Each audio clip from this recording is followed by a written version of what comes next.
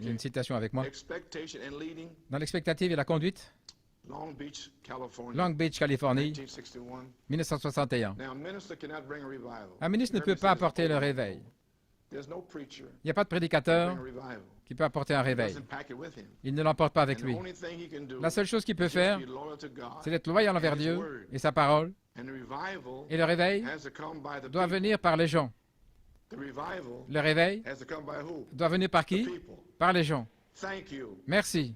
Il ne peut pas venir le mercredi soir si vous n'êtes pas là. Je veux dire, je creuse là-dedans comme votre pasteur. Donc, ne vous attendez pas à un réveil si vous ne pouvez pas venir ici le mercredi soir ou si vous venez le dimanche pour le réveil. Vous n'aurez rien parce que Dieu ne va pas vous le donner parce que vous auriez dû être là mercredi soir.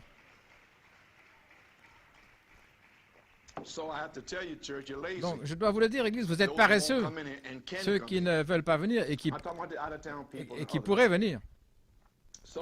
Ainsi, et le réveil doit venir par les gens, à la maison, dans votre vie. Le réveil, ce n'est pas ajouter de nouveaux membres à l'Église le dimanche matin. Le réveil, c'est réveiller ce que nous avons déjà reçu.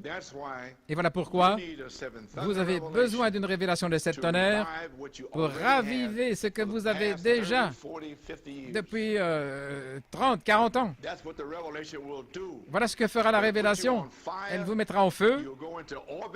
Vous serez en orbite, vous allez commencer à prier, et des choses vont commencer à arriver dans l'Église, dans votre famille, autour de vous, dans vos communions, quoi que ce soit. Réveiller signifie ramener ce que Malachie 4 vous a déjà dit. Le ramener.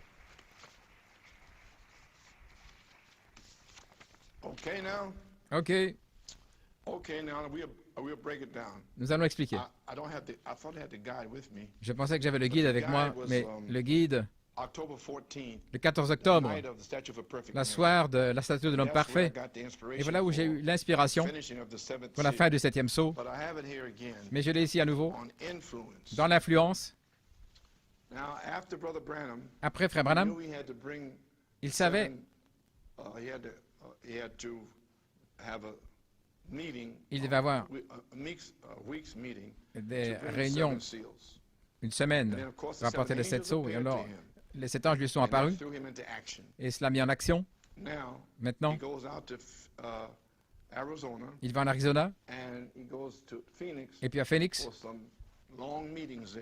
pour des longues réunions là en janvier. Et dans l'influence ici, le 12 janvier 63,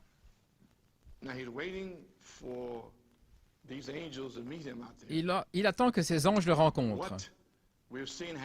Ce que nous avons vu arriver devrait mettre chaque âme en action. Faire une église qui ferait un réveil ici à Phoenix. Voilà pourquoi Dieu vous a mis à New York City, ici. Il y a quelque chose où les gens viendraient par avion d'Europe pour voir ce qui arrive. Ils diraient, il y a un endroit en Arizona qu'on appelle la Vallée Maricopa, une ville appelée Phoenix, où quelque chose a éclaté là-bas, au point où les 7 tonnerres d'Apocalypse 10, qui ne sont même pas écrits dans la Bible, sont manifestés. Maintenant, regardez. La puissance de Dieu, le temps de la fin est ici. Remarquez maintenant, l'ange a rassemblé les points en suspens. Et nous y sommes.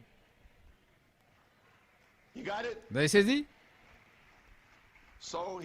Donc, il sait qu'il va rassembler les points en suspens avec les 6 sceaux. Il a déjà vu les 7 anges. Donc, il sait. C'est lui-même ici qui prophétise ce qu'il va faire. Voilà pourquoi je prophétise ce que je vais faire. Et vous feriez mieux de commencer à prophétiser au sujet de ce que vous allez faire. Sinon, vous ne ferez rien. Vous avez saisi maintenant? Il savait que ce dernier message aurait 2 parties.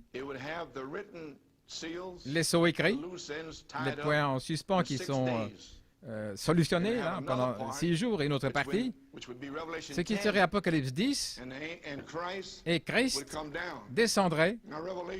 Maintenant, les 6 sceaux, vous rassemblez les points en suspens. Là, j'ai lu Apocalypse 3, 14 à 22. C'est le 7e ange à l'église de Laodicée. C'est Élie. Et ce qu'il était censé faire, il était censé rassembler tous les points en suspens. Et c'était son ministère. J'ai une citation là-dessus. Et puis, il devait présenter le Messie. Donc, il a 2 parties. Ainsi, OK, les amis? Et nous y sommes. Il allait écrire ces 7 tonnerres. Il a dit, ne l'écris pas celle-là. Au jour du retentissement, regardez, de ce 7e ange, le 7e âge de l'Église, je vous l'ai lu, l'âge de l'Odyssée, le mystère de Dieu, tout au sujet de Dieu, Dieu, il n'y a pas tout un tas de dieux au pluriel, mais un seul Dieu et toutes ces autres choses, devrait être terminé à ce moment-là, en ce temps-ci, où cet ange du 7e âge allait commencer à retentir. Alors tout devrait être terminé. La grande bataille, avant, il y a tous ces points en suspens qui sont là. Qu'est-ce que ça veut dire? Ça veut dire Irénée, Martin, Colomba, ce n'étaient pas des prophètes, c'était des messagers spéciaux, messagers de l'âge de l'Église. Et Luther et Wesley n'étaient certainement pas des prophètes.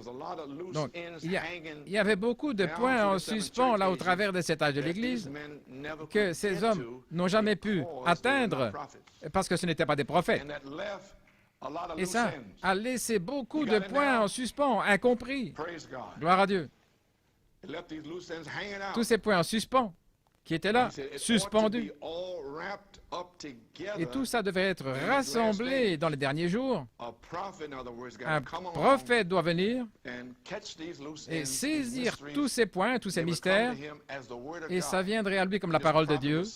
Et ce prophète enverrait la parole de Dieu pour rassembler tout en une seule révélation de Jésus-Christ. Et le mystère de Dieu serait alors terminé. Et ensuite, nous parlons de l'enlèvement et toutes ces choses et la résurrection. Alors, quand cela retentit, voici, c'est ici. Quand il commencera à retentir, là, le 18 mars, le 19, le 20, 21, 22, 23, quand il commencera à retentir, le 24, il a ouvert le sceau, il a relié la vision de la tente, et il a pris les tonnerres d'Apocalypse 10, et il a mis là sous Apocalypse 8, 1. Vous avez saisi? OK. Ça devrait être enveloppé tout ensemble dans ces derniers jours. Alors, quand cela retentit, quand il a commencé à retentir en mars 63, alors l'ange descend, Apocalypse 10, et il a dit, il n'y aura plus de temps. Maintenant là-bas, Daniel 12, scelle le livre Daniel jusqu'au temps de la fin. Et beaucoup courront ici et là et toutes sortes de choses se passeront. Donc, toutes ces choses qui ont été déclarées aux prophètes au travers des âges, ça devait être retenu jusqu'au temps de la fin. Et lorsque cet ange retentit, alors, c'est le temps de la fin. Et il n'y aurait plus de délai, plus de temps pour que toutes ces choses que Dieu a parlé se fassent connaître à cette épouse prédestinée.